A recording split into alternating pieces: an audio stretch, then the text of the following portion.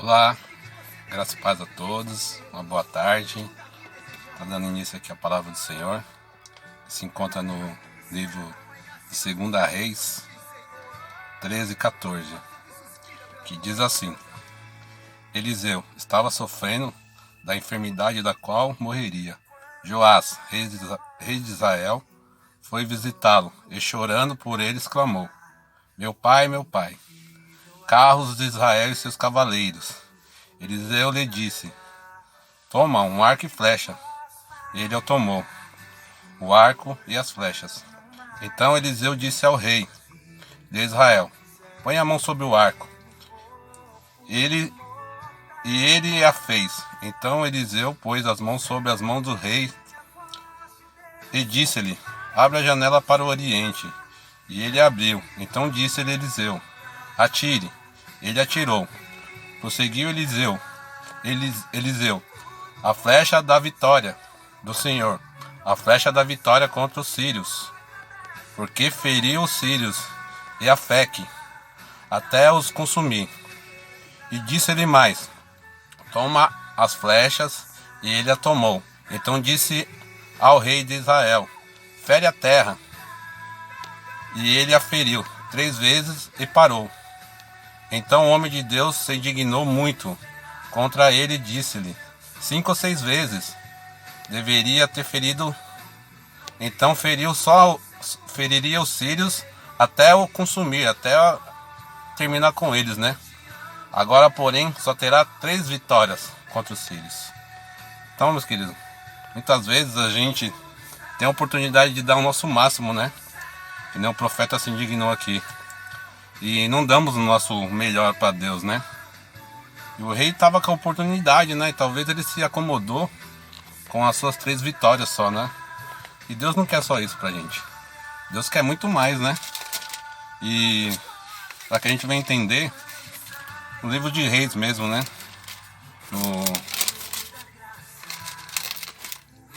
1 Reis 19:19, que diz assim: partiu, pois, Elias dali, encontrou Eliseu, filho de Zafate, que andava lavrando com 12 juntas de boi adiante dele. Ele estava com a 12ª parte.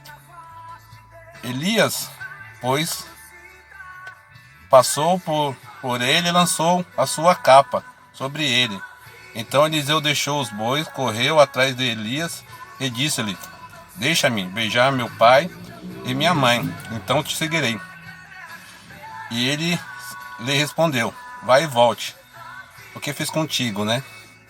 Voltou, pois, dali de seguir a Eliseu, tomou os bois, a junta de bois, e o matou com os aparelhos dos bois, cozeu a carne e deu ao povo, e comeu. Então levantou, seguiu Elias e passou a servir, né? Então talvez o rei não conhecia quem era Eliseu, né? E aqui a Bíblia está falando, deixando bem claro, né? Que para Eliseu não existia um plano B. Não tinha como ele voltar atrás. Porque naquela época a fonte de renda daquele povo era lavrar a terra, plantar. Então ele fez de tudo que podia aprender ele no passado dele, né? Ele abriu mão de tudo. Porque ele queria viver o plano A, né? Que é o plano de servir ao Senhor de todo o seu coração, né? Talvez o rei não conhecia, né, Eliseu, né?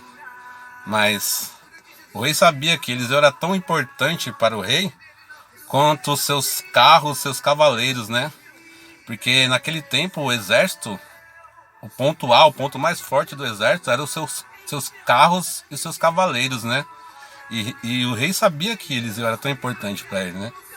Mas só que o rei não sabia que ele estava na frente de um homem que tinha entregado tudo, abriu mão de tudo para servir o Senhor, né?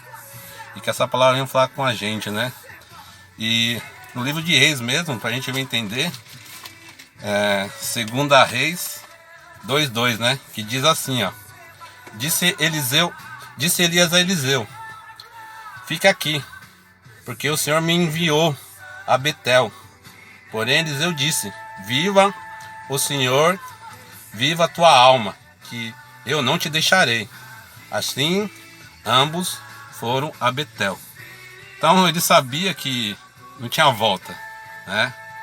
Ele sabia se ele permanecesse fiel com o propósito de Deus, no final tudo ia dar certo, né? E muitas vezes a gente temos dúvidas, né? Será que essa pandemia vai passar? Será que aquela porta de emprego vai abrir, né? Muitas vezes a gente temos dúvida, né? E Eliseu não tinha dúvida. Tanto que quando Elias tá para subir, ele pede, né? Fala: o que você quer que eu faça por você, né? Daí ele pede, né? Só o dobro daquilo que ele tinha, né? E muitas vezes a gente quer bens material, quer porta de emprego, e a gente não quer o Espírito Santo sobre as nossas vidas, né? E que essa palavra venha falar com nós, né? Vamos orar e agradecer ao Senhor por essa palavra, né? Senhor, meu Deus, meu Pai, obrigado, Pai, por esse mês que se inicia, né? Que as suas poderosas mãos estejam sobre as nossas vidas, sobre a nossa casa, sobre o nosso ministério, sobre os nossos pastores, sobre os nossos líderes, sobre os nossos familiares, sobre cada diácono, cada levita, cada membro, Pai. Sabemos que somos totalmente dependentes de Ti, Pai. Que seja feita a Sua vontade sobre as nossas vidas, Pai.